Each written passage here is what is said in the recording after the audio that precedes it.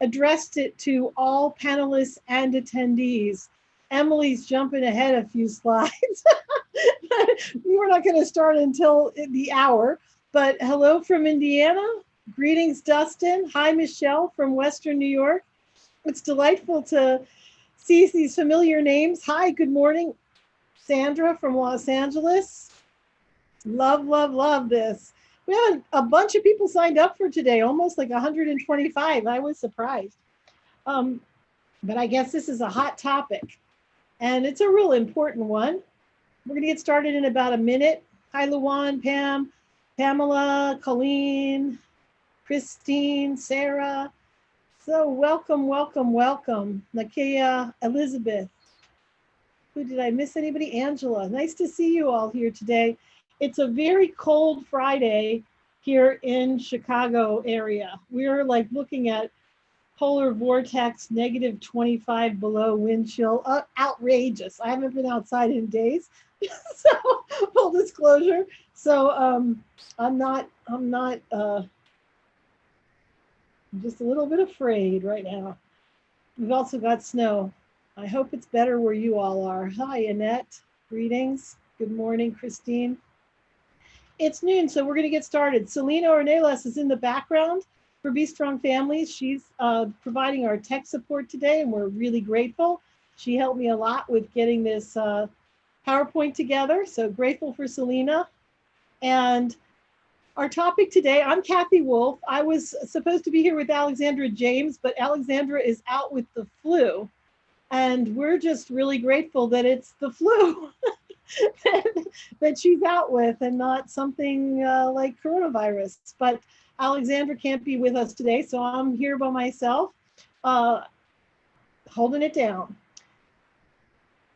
Let's move to the next slide, Selena. To remind everybody about the ways to engage, you're already using the primary one, which is the chat. So we need you to address it to all panelists and attendees. Some of you are still, please check, because some of you still are doing all panelists. And you do all panelists and attendees because that way everybody can see what you're saying. So when we get started, a lot of this is a very interactive session that we've planned because we're not about necessarily training people or giving the advice. We're holding the space for the conversation.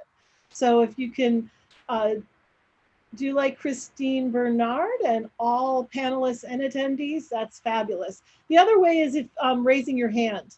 And if you raise your hand, Selena will unmute you, then you'll need to unmute yourself, and then you'll be able to speak.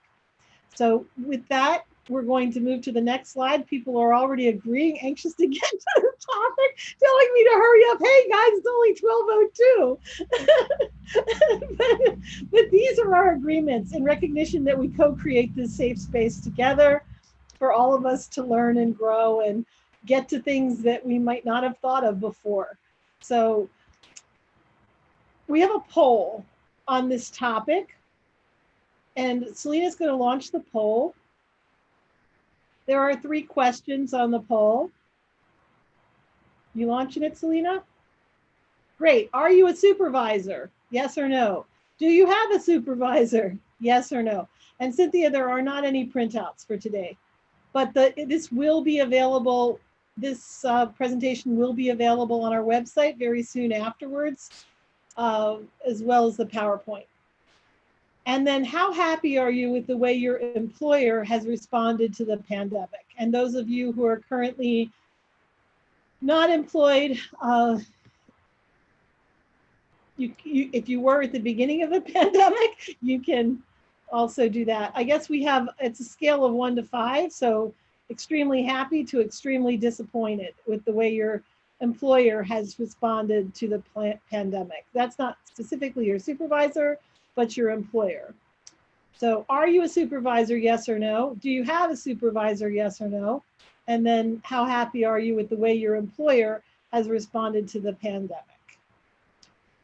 We have about 48 people on. We had 129 people registered, so we're expecting a few more to join us. But how many have voted so far, Selena? Please unmute yourself and let me know. Yeah, so as of right now, we have 37 out of 46, so 80% who have voted.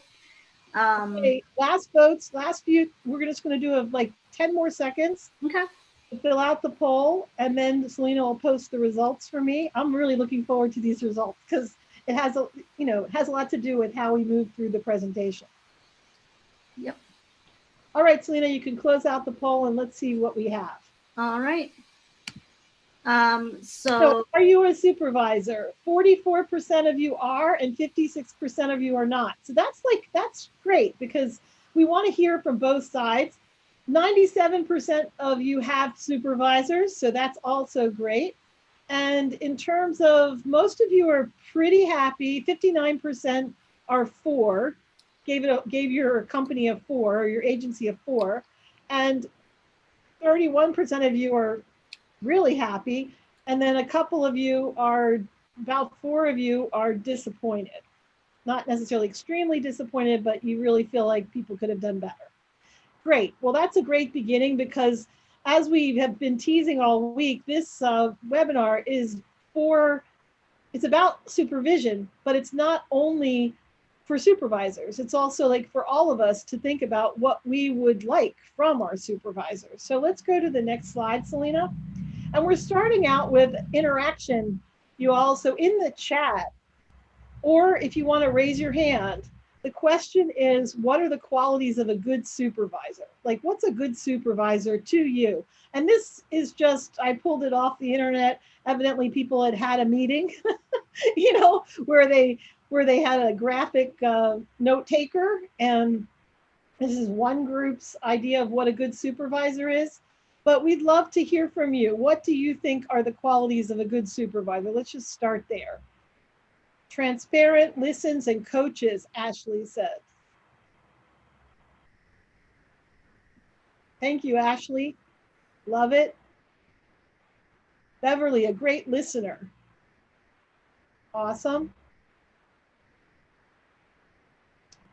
Good. Lauren says, honest, understanding, encouraging, and a good leader. Jessica, encourages and motivates. Julia, compassionate yet knowledgeable. And Keela, understanding, compassionate, fair.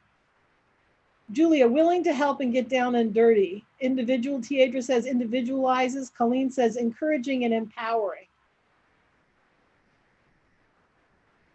And, from my perspective as the CEO of the company, Sandra says understanding, communicates, compassion, patience. Amanda says humble and honest. Cynthia says a good supervisor is one who's available for questions, supports, and encourages growth. And from the perspective of the CEO of the organization, I want my supervisors also to be able to get the best work out of people, to be able to facilitate their being the most productive that they can be. And that requires really like understanding that they are whole people and that their best is different at different times. So for me, a good supervisor is someone who holds people accountable, but does so in a very compassionate and understanding way. And is also like a good diagnostician and works with the people that they supervise to understand what the barriers are and as to why the work how the work could be done better. Angela says, okay, so Elizabeth says, someone I can feel comfortable to go to, encouraging and patient. And Angela says, keep things confidential, no gossiping, confident, trustworthy, a good listener, compassionate, knowledgeable, sees your strengths and areas to grow in. Beverly, knowledgeable. Nakia says, understanding. I'm sorry if I butcher names. I'm not trying to, obviously. Understanding, trustworthy, encouraging. Keila says, a good mentor. And Kizetta says, communication and understanding. Julia says, wouldn't correct a subordinate in front of others. So that's where you're concerned about how the people that you're supervising are feeling, what they're feeling, and how they're going to feel, and how you treat them. So Christine says, cares about your well-being and others. Don't expect something out of others they wouldn't do themselves. Trustworthy. Awesome. Well, that's a great start, and for all of us, kind of limbing out the job description of a good supervisor. Let's go to the next slide. And this is more questions for you. The first question we have is, what do you appreciate about how your company has or agency has handled the pandemic? So this is kind of to think about what's changed since the pandemic and how your company or agency has handled it. I think, most of you, some huge percentage from our poll said that you were pretty pleased. So what did they do that pleased you? Julia says they allowed us to work from home.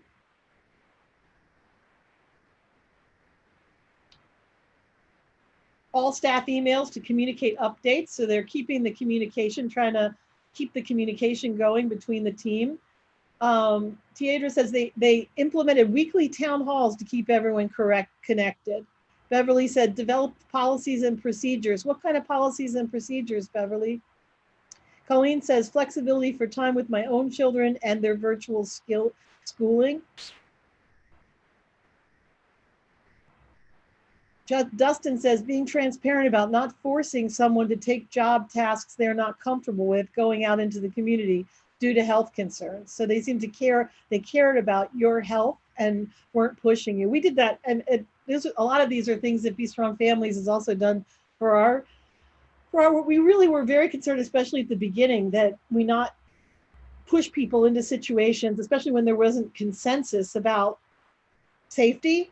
So we didn't want to push anybody into a position that they would feel unsafe in.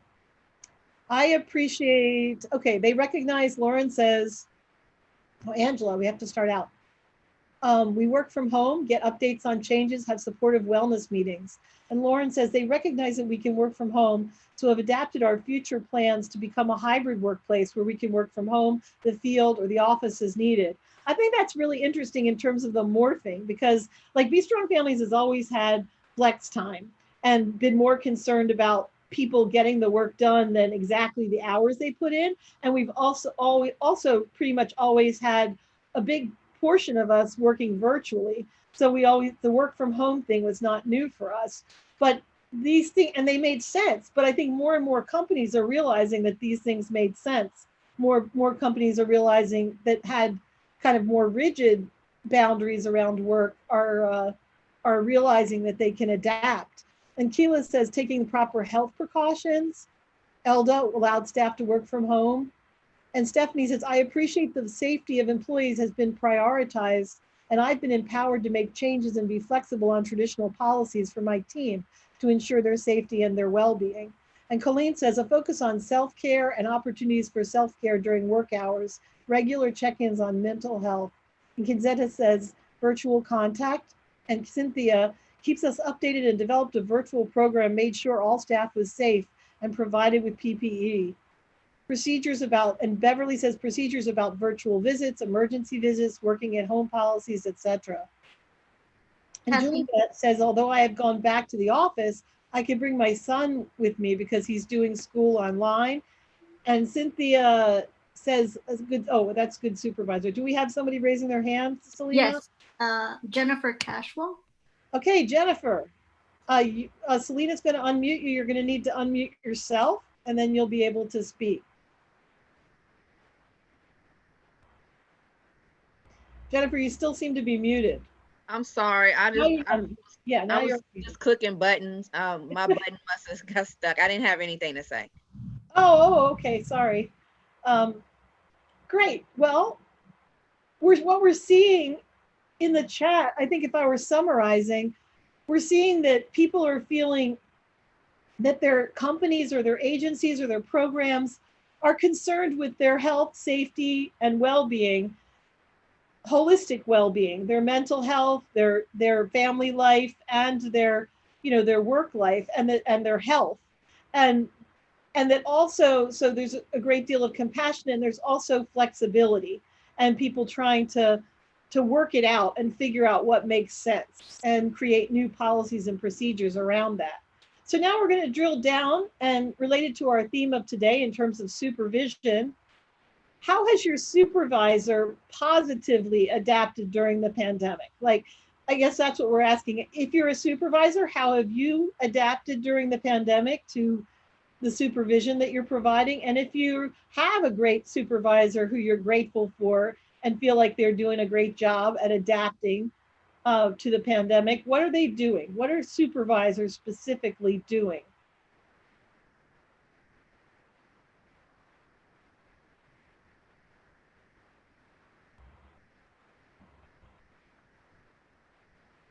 I know sometimes it takes a little bit to think about. I know here, I know I, as a supervisor, one thing that I'm doing as a supervisor is just understanding that everybody that works for me is under a lot of stress and has things going on in their personal life and as well as their professional life. And so I approach every conversation just with much more um, patience and understanding of that things are popping up everywhere. So, and I even more conscious of starting with how are you doing, what's going on with you, so that I know, kind of, and I've lowered my expectations in a lot, honestly, in a lot of circumstances. I just understood that it wasn't going to be the same level of performance or productivity that it was before, because people, and that's okay. That's okay. So let's see. Katthe, Sandra Gladney, raise your hand. Okay, great. Sandra, do you want to? I'm going to read the chat for a minute because some people have are only addressing it to all panelists. So I want to make sure everybody can understand these. And then Sandra, in a second, I'll turn to you. Okay. So Julia says, although I've gone back to, okay. Christy says, pretty much my weekly supervisions got canceled. And when we meet once a month or every 2 months because she's too busy. And Lauren says, my supervisor quit. We got a new supervisor shortly after, and she's done a great job getting to know the team and find a great way to support us. She's always willing to go above and beyond to support staff. Amanda says, flexibility, compassion, checking in. And Dustin says, refocusing our work to align with community needs during the pandemic. Juliet Ann says, virtual supervision weekly, flexible schedule and check-in support, checking in and providing information about self-care, understanding that parents have had to balance children and virtual learning, has team meetings to ask how everyone's feeling, allowed me to be flexible with my schedule. I've tried to be flexible and understanding with my team. I look for ways I can be supportive of their self-care and facilitate team bonding while we're working apart. And Elizabeth says, weekly meetings, flexible schedule, always available via emails or phone, understanding with how comfortable we are to go back into the office. And Sandra. Yes, hi. I can do all that writing. Well, my supervisor, he has really been great because in the midst of this pandemic, I have had 3. A little louder, Sandra. I'm having trouble hearing you. What happened? Little louder, just a little louder. Oh, I'm sorry. Can you hear me? Yes. Oh, okay. I said my supervisor has been really great, supportive, understanding, because during this pandemic, I have had 3 loved ones pass away. And every week we talk. Even before that, he always saying if I need time off, whatever. I mean, not just that. He listened to me. We supposed to have supervision once a week for an hour. I'll be on the phone 2 hours. He always just there for me, and most part, he's humble. I should have put that. That's really, really important. He's understanding that I had some reservations because we do go out in the field about going out, so there has not been no pressure. We've been home almost a year, since March the 20th of last year. Mm-hmm. So I just, not to prolong it, but you're right, supervisors is can be very helpful now. People over him, but he's very supportive, very supportive. I give him supervisor of the year. Okay. Thank you so much, Sandra. And anybody else who wants to raise their hand, you're always welcome. We're getting the sense that supervisors are adapting and companies are adapting, agencies are adapting during the pandemic, changing the way they do things, and also just being very mindful and careful and compassionate and willing to take people's personal situations into consideration when they're thinking about the work. And some supervisors have always done this. We should say this. Some supervisors have always done this. For some people, it's new. like all this flexibility is new, but it makes sense in a way that it didn't make sense to them before. For some people, it's always been, you've always looked at holistic situation, but for some, it's a relatively new thing. So let's go to the next slide, Selena. So this is a question for you, and we have a bunch of questions underneath it. Maybe I'll just, like, the first one is basically about what do you need now that you didn't need before from your workplace? And then the second question is, how did it go when you asked for it? And the third question is, if you didn't ask for it, what's the barrier? And the fourth question is, what have you done to keep your team strong? So I think these first three all go together, which is, and this is from the perspective of you as an employee, you as a worker. Are you asking for what you need? Are you aware of what you need from your supervisor? And is your supervisor aware? 97% of you have supervisors. So whether you're a supervisor or not, you have a supervisor. Are you asking for what you need? And are you aware of what you need? And if you're not asking, why aren't you asking?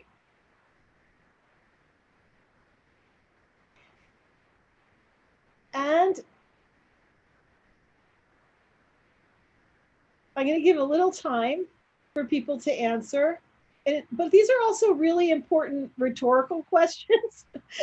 And ongoingly important rhetorical questions, which is, a lot of times we're uncomfortable and we just know we're uncomfortable. And then maybe we even can blame other people for our discomfort.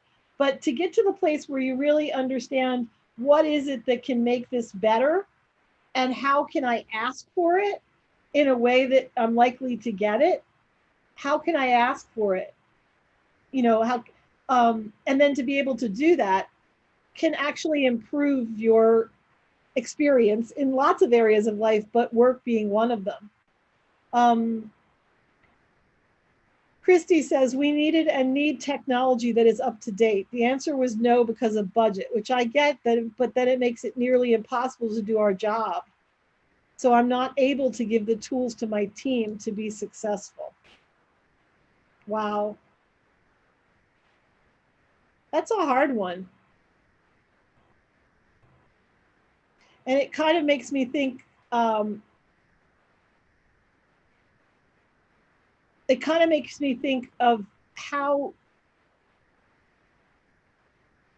who is the right person to hear that request and to hear how it's hurting. If there's, I guess I'm going to ask if anybody has suggestions or had a similar situation that worked out well. So I'm thinking sometimes I've been in situations where we had a technology situation a little while ago, and it had to do with, it's a simple one. So it's not like it wasn't a huge one, but it was a simple one where somebody really needed noise canceling headphones that would cancel out the ambient noise in her environment, because her son was practicing, hold on one second, practicing trumpet at the same time as she was needing to work. And he had a trumpet class. So she needed noise canceling headphones. And she had researched the kind that would be the best for herself. And she got a no. She got a no because it was different than the ones that we were providing for everybody in the company. And she didn't stick with the no. She pushed it up to say, to make the case for why these were the ones that she needed as opposed to the other ones because of the specific function that they did.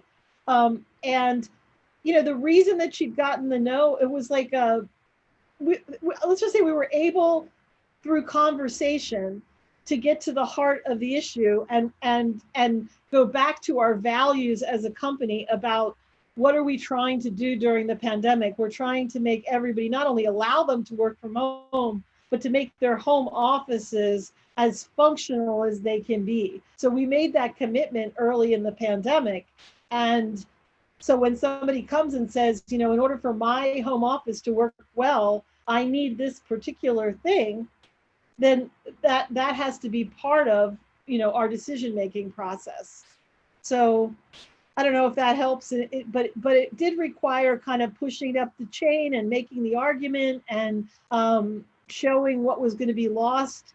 And also it required some research and some workaround, some creative possibility for solutions, and it also, at our company, it works a lot better if people are not defensive and angry when they're making the request, even if they get a little frustrated with the way the requests are received. If you just keep going forward, with, okay, I know we talked about this before, but I really want you to understand what we're up against here and help me figure out how to get what we need going, even if, without the money. So sometimes we have things called creative conversations for all the people in our company that take something that we're struggling with and get people's input into how we can change things. So anyway, that's a lot of story, but let me go to the chat and see. Cynthia Bradley, but you need to direct to all panelists and attendees, Cynthia, because nobody can see. Updated technology and training and how to effectively use it. My supervision is very proactive in supporting and providing training when possible. She provided new laptops for all teachers due to the virtual program. And Tracy said the needs change from in-person to virtual learning. Systems and procedures need to be monitored so they can be updated weekly. I feel the procedures and systems are implemented but not monitored with staff in a timely manner that they're working or ask for suggestions. I think that's something that's common, where we try to adapt and we make some new procedures and we make some new rules, or we make some new technological accommodations, but then we think, oh wait, now we've done it. We've done it and it's done. And so the question is, how do we keep getting the feedback loop? And at Be Strong Families, we have kept surveying our staff to say, how are you doing? How is your home office? Do you have what you need? And we just keep the question about how are people doing right up there. So Cynthia says, a team that I supervise seems to need more mental support during this pandemic, as isolation and depression seems to be creeping in. We have a mental health department that's readily available to assist the staff. I think, Cynthia, that's something that I think a lot of us are especially the isolation, the depression, also what Sandra was talking about, with real, situations with people dying, and how can you expect somebody, and I guess I understand this firsthand because my father died last November and he had COVID. So he was already failing, but COVID is what took him, So I know that for myself, like a week of bereavement leave and even the holidays doesn't necessarily make you totally ready to face life the way you did before. And I think it's great to be able to provide mental health services. I think we've also leaned on each other a lot during this pandemic, and I appreciate my coworkers knowing that,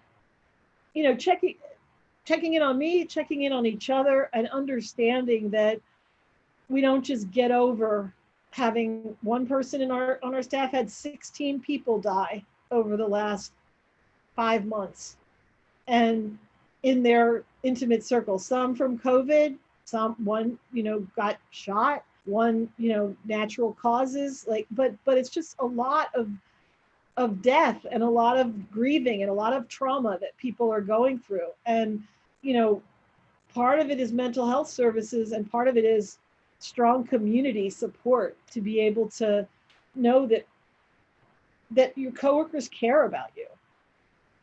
And Ashley says, and this is again to all panelists, so some of you can't see this, as a supervisor, I provided intentional employee moral appreciation to people on my team every month. For example, we have played virtual bingo with prizes, did secret Santas amongst the teens, sent birthday cards, mailed letters to their spouses, thanking them for sharing the employees' time with us, and more. Yeah, all that soft stuff. And Cynthia says, unfortunately, trauma and trials often draw people together. Part of being a team means that we're supportive of each other. And Tracy says, I really feel that staff building relationships is extremely important to build. So when pandemic situations may occur, that relationship is stronger and people are more willing to share. That's a really great point, Tracy, that we have to build a foundation, of a culture, if you will, of caring for each other and being a family or being a community, so that a work family, so that when things happen, people don't just withdraw and detach, like that foundation work family. So that people just don't withdraw and detach, and then maybe one person knows, or it's water cooler talk, but there's not those lines of communication and safety established so that people can say, I'm struggling right now. Because that ability to be able to say, I'm struggling right now, I'm not going to be able to, do what I could do, and to ask for assistance and ask for help, backstop each other, and even just, give a little bit of extra tech support. Lauren says, our organization has a community care chat weekly where we get together and chat or talk about big issues. My specifics team is starting a social event each month to get to know one another, since we have a lot of new staff. We just want to replicate the casual conversations that may usually happen when you walk past someone's desk. We also chat on Microsoft Teams a lot. Yep. Thank you, Lauren. We're using Teams as well. The community care chat, that's a great idea. I mean, a lot of these, I'm just hoping that you're learning from each other and thinking, well, maybe we could do that at my place. I know at Be Strong Families, we've also had kind of emergency meetings, when big things happen that we're feeling like people are affected by, like when George Floyd was murdered, then we had a all staff kind of emergency meeting just to talk about it and how people were feeling and to be able to support each other. We planned one in advance for the inauguration because we didn't know what was going to happen, or the election, too. We didn't know what was going to happen. So sometimes we in advance plan for having an all staff meeting that coincides with something that is that's going on. And I love this. We just, the casual conversations that may usually happen when you walk past someone's desk, is that's very true. It's very true that we're not walking by each other's desks anymore. So how do we keep that feeling of community and integrating new people? That's also a really hard one. How do you integrate new people when they've never seen anybody in person? And we've dealt with that as well. So thank you very much for all of this rich contributions. And this is to the supervisors in the group. We have a couple questions for you. Colleen says, I feel like my organization was really good at the beginning of the pandemic with checking in with staff and having weekly meetings, but since the fall that hasn't happened as much. And I'm feeling like I need it more now than ever. Really, really good. I mean, I think a lot of us at the beginning, we were very conscious that, oh my gosh, we're in new territory. But as this drags on, I get it. I mean, I totally get it that now with the weight of everything we've been through as a country and and the end not really being in sight, it's weighing on people. So I agree with Colleen as well, like for all of us in all of our, to realize that this isn't we're not at a new normal. we're still in the middle of this thing, and we still need major support. Let's do the. I think we've asked and gotten a lot of this. We've got some of this already going. So let's go to the next slide. Okay, so we're going to give you a little bit of information. We have a poll right now. Have you heard of reflective supervision or reflective practice? Yes or no? And a lot of how we proceed depends on how new this is, as you know, for you. So if you wouldn't mind voting, we would appreciate it.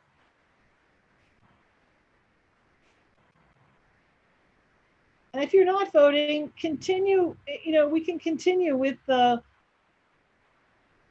question of what do you feel would be one thing that's needed now that your company or your supervisor could do to improve your experience of work? Just one thing. I'll put it in the chat. One thing your company, agency, program, employer, I guess employer, could do that would improve your work experience. Should say, not conduct home visits just yet. In-person home visits.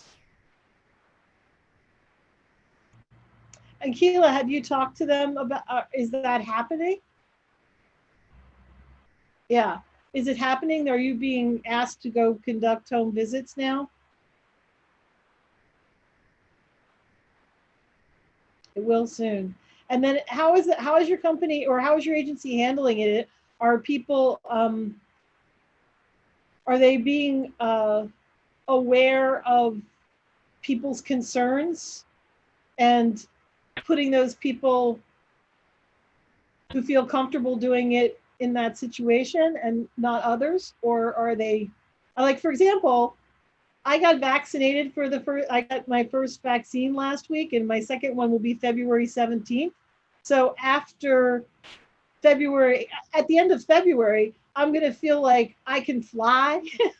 You know, I'm not going to get sick. You know, I'm going to wear a mask and everything, but I'm not going to get sick. So I would feel more comfortable being outside of my home and with people, knowing I'm not going to get sick. But before that, I would have felt really uncomfortable. So Ashley says, not requiring staff to complete a daily work log of how they spend their workday at home. Oh my gosh. It would seem to me, Ashley, that I know if I tried to do that at bistro families, it wouldn't get done. People would not do it, and we would have such pushback, and so many people would be insulted and feel like oh my gosh, I can't even imagine what would happen if we had to do the 15-minute work log. We would just not, it would not go over well. So I guess I wonder if people have talked to supervisors about how they feel about that and figured out what the purpose of that is, and if there's a way of accomplishing whatever the purpose is that's less onerous.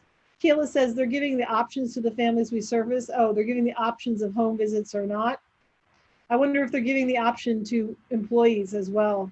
Angela says, make it more clear exactly what the expectation is when work is slow. This is naturally slower time of year, even when things are normal.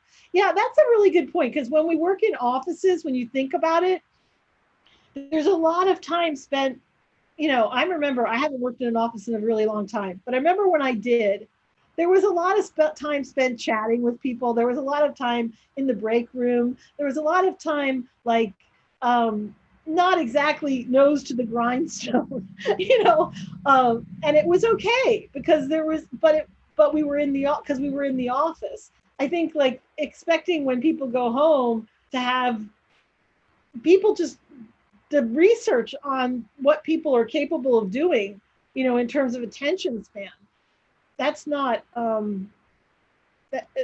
their expectations should be commensurate with that.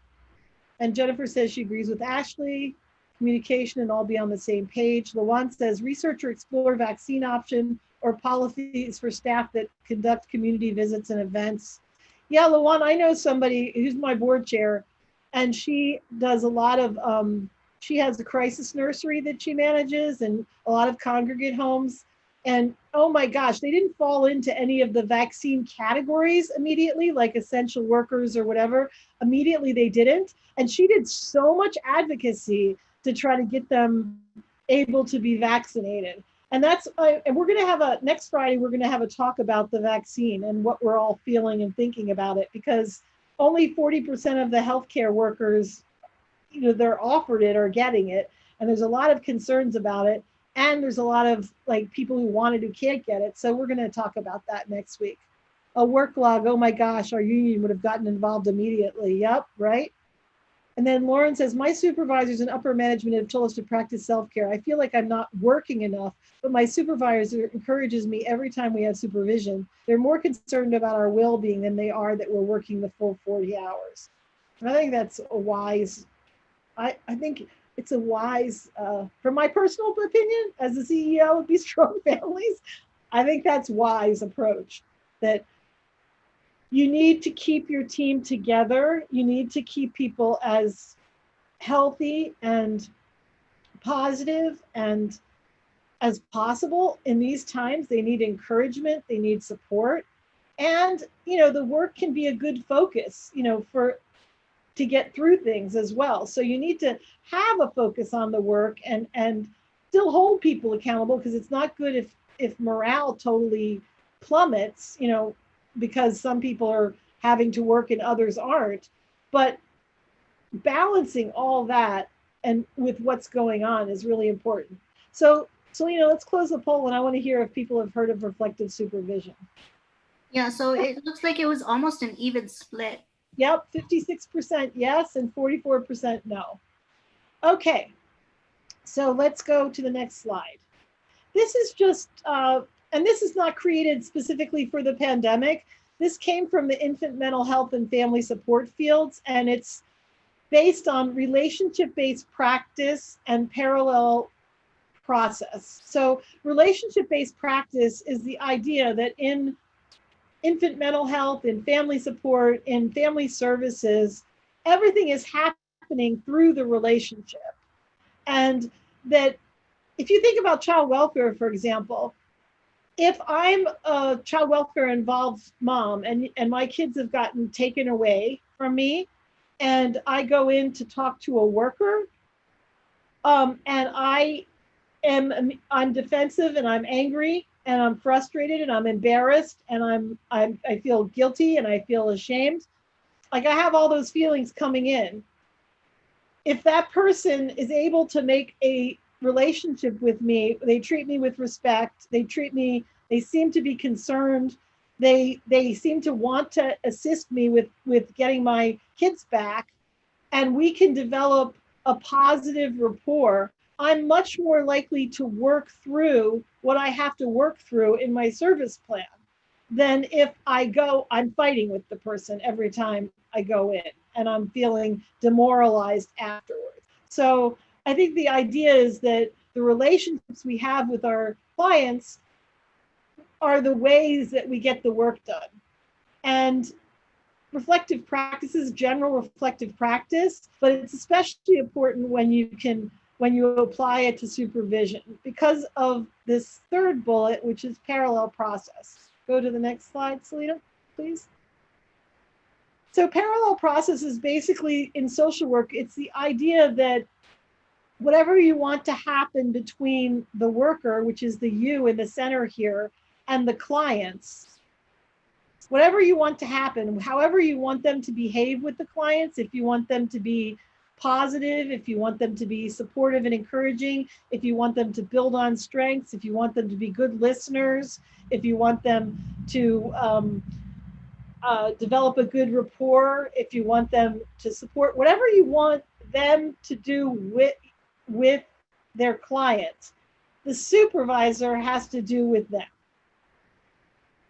So anybody who knows about parallel process and reflective supervision and wants to weigh in on how you would describe that better, if I messed it up or if I didn't do it accurately, please feel free to correct me in the chat or raise your hand. But that's my like down and dirty definition, which is that if you have to create a workplace, or the work gets done better if the workplace dynamics mimic or reflect the dynamics that you want to have between the workers and the clients. So for example, at Be Strong Families, we're about these parent cafes, right? Where everybody has a voice and everybody is respected and valued, and people have the ability to feel safe in conversation and to go deep.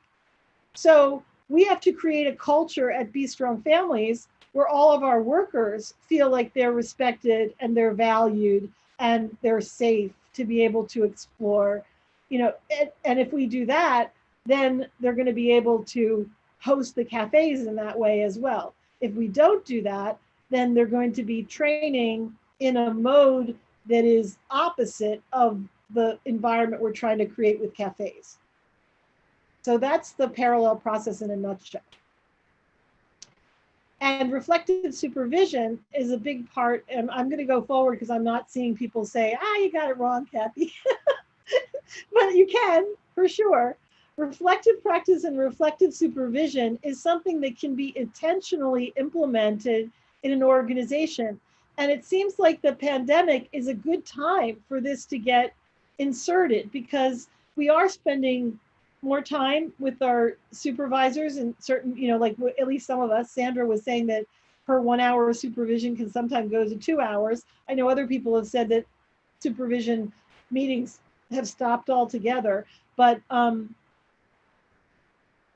reflective practice and supervision happens regularly by agreement, is more to teach, guide, nurture, and support than to train or educate, is based on empowering questions like coaching, requires active listening, requires emotional presence, allows time for personal reflection, has firm, clear, fair limits, is collaborative, and facilitates and exemplifies respectful interaction and response. What I would say also is that all of these qualities, which you have said are qualities of good supervisors early on, you said a good supervisor was someone who was coaching, someone who was listening, someone who was emotionally present, you know, someone who was knowledgeable, you know, someone who showed up, you know, a lot of these things you said were qualities of good supervisors. So it's beyond, reflective supervision is beyond just being a good supervisor. It also has a doing component, which means it's a way of being able to address whatever the work is. So let's go to the next slide, Selena. So this means that, excuse me, with regard to the work that's happening, that when an employee comes to the supervisor with an issue of something that needs to be addressed, that was distressing, or that was, they feel like they need assistance in how to handle it. This is using Gibbs' reflective cycle is one thing that can be done. And this was 1988, and it's not a new thing, but it is like in reflective supervision, the way that this might be handled is the supervisor would ask the supervisee to describe what happened. And then what were you thinking and feeling when it happened? What was good and bad about the experience? What else can you make of the situation? What else could you have done? And if it rose again, what would you do? So you see, it's like building on the strengths, understanding that there are positives whenever there are negatives, and exploring something together to be able to creatively problem solve, and to give supervisees, give everybody, give workers a chance to be able to be vulnerable and to not just be always fronting like everything's under control, like I'm doing everything perfectly. That's, I mean, at Be Strong Families, that's one of the things that was really important to me that we get over, which is this idea that everything always has to happen perfectly. Like sometimes you learn the most when it didn't happen perfectly.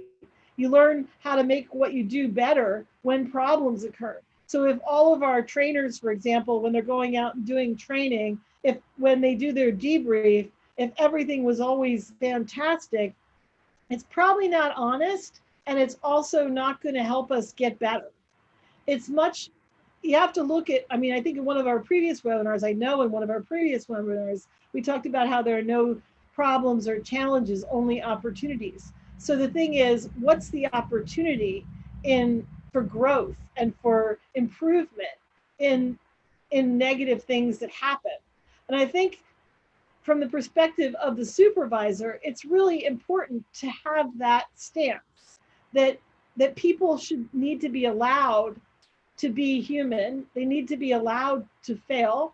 They need to be allowed to make mistakes. They need to be allowed to not to be over their head and not know what to do in situation, and to come to you and be able to talk about it.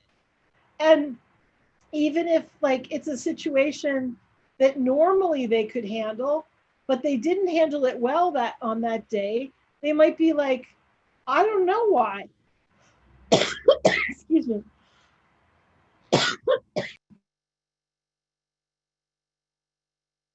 This is when you really need a co-presenter or a host. I'm sorry about that. Thought I could do it all by myself, but some of it's a little bit difficult when you're coughing.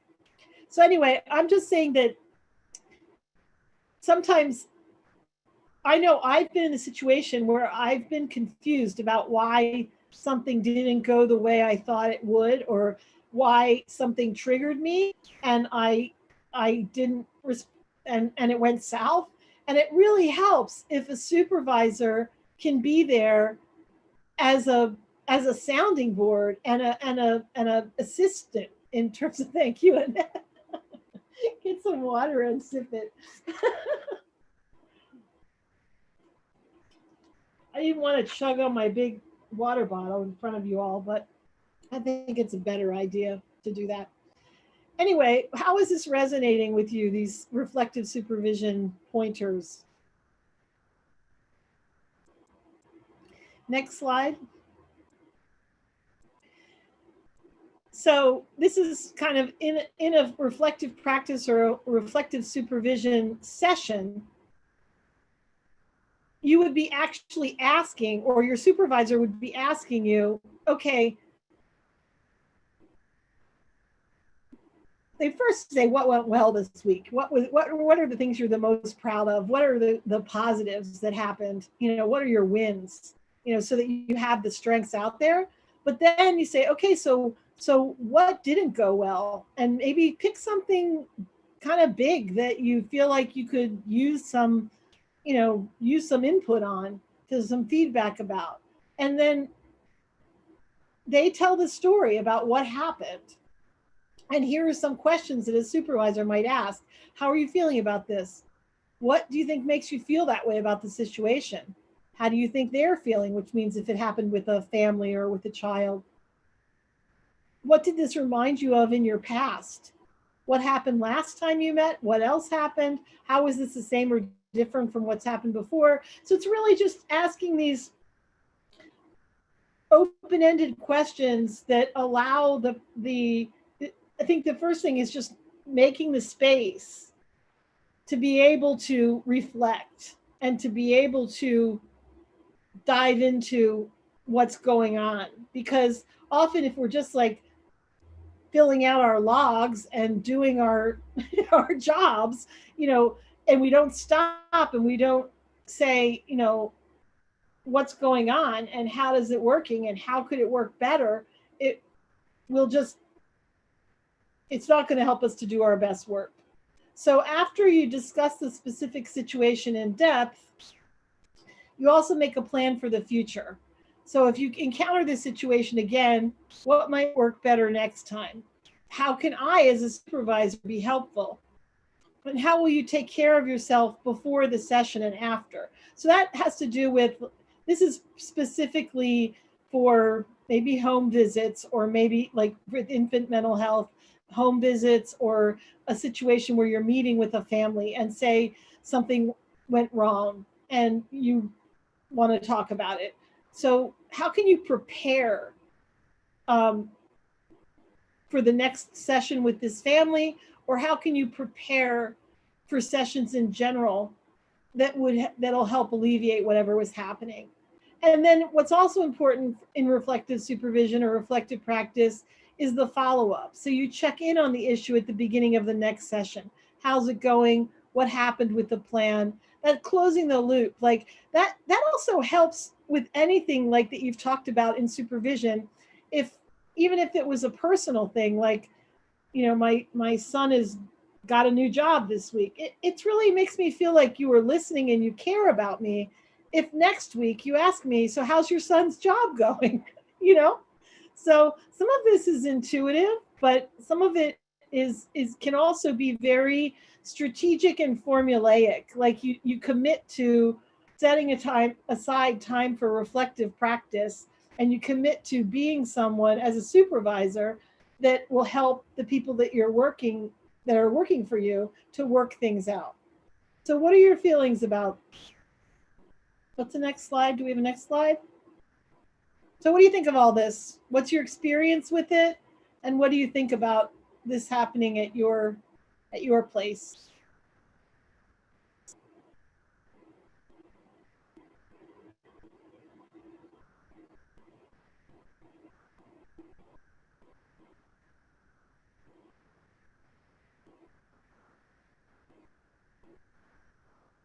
Anybody?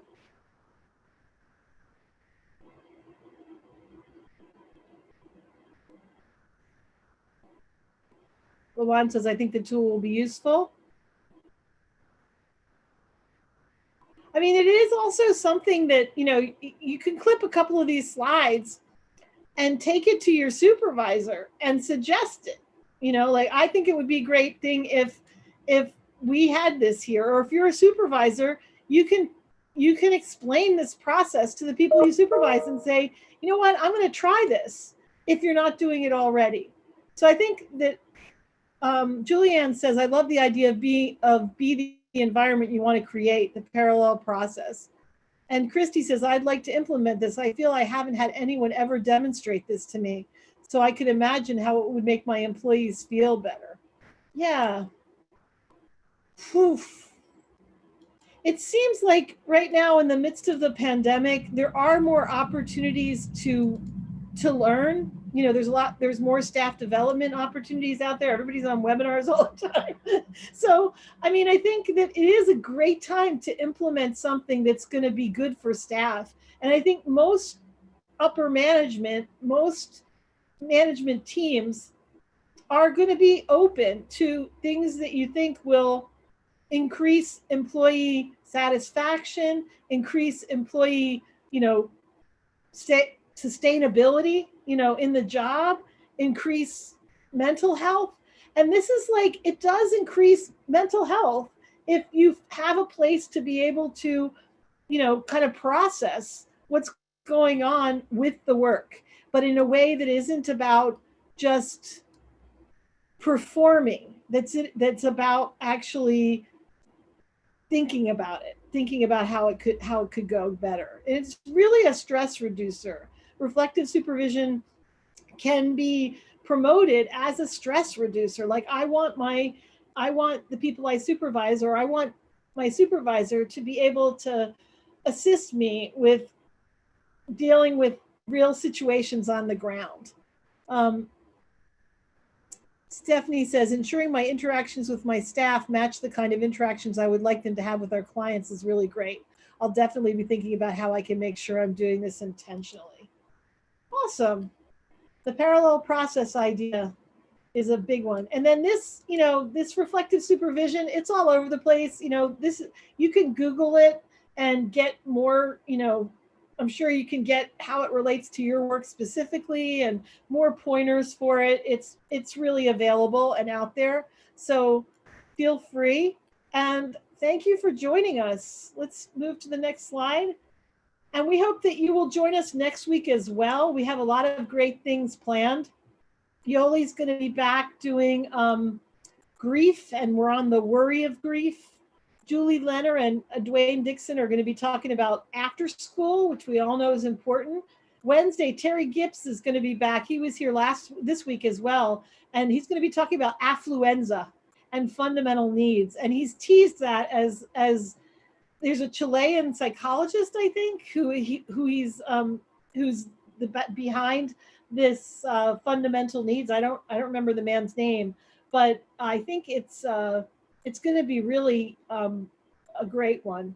And then Tonjo will be back on Thursday, making literacy a family thing. And then on Friday, I'm going to host this. It's not just me, though. I'm going to do this with Sarita Sashington, who is on our staff, many of you know, and my sister, Lisa, who is a primary healthcare nurse. And we're going to talk about, it's really just to talk through how will COVID end, and kind of imagine what needs to happen in order for COVID to end. And I expect we'll also talk about the vaccine and what we're worried about the vaccine, what we're looking forward to about the vaccine. So please join us now or for one or all of these webinars. And until then, it's 1 o'clock. So have a great day and amplifying grace. Yes. Link. Okay, Selena, can you put the link to register for the upcoming webinars in the chat for Katthe? You can also go to the Be Strong Families website, and right there it says webinars, and you can get connected to it. So these are our masks. They're comfortable. They're beautiful. You can double mask them. Next one. If you or one of your colleagues would like to host a webinar with us, contact me. We're going to be having a big springtime starting in April. We're going to have a big push on vitality. So if you know anybody who would like to present on any domain of vitality, especially, shoot me an email, and I'll look forward to seeing you next time. Thank you, Cynthia. Thank you for pouring into me as well. I always enjoy these webinars and learn so much from all of you. And let's see, Cynthia says relationships are key with your staff, families, and children. We as supervisors want our teachers to build relationships with the children in their classrooms. It promotes an atmosphere that allows trust to be built. The same concept works with staff. Yep, exactly.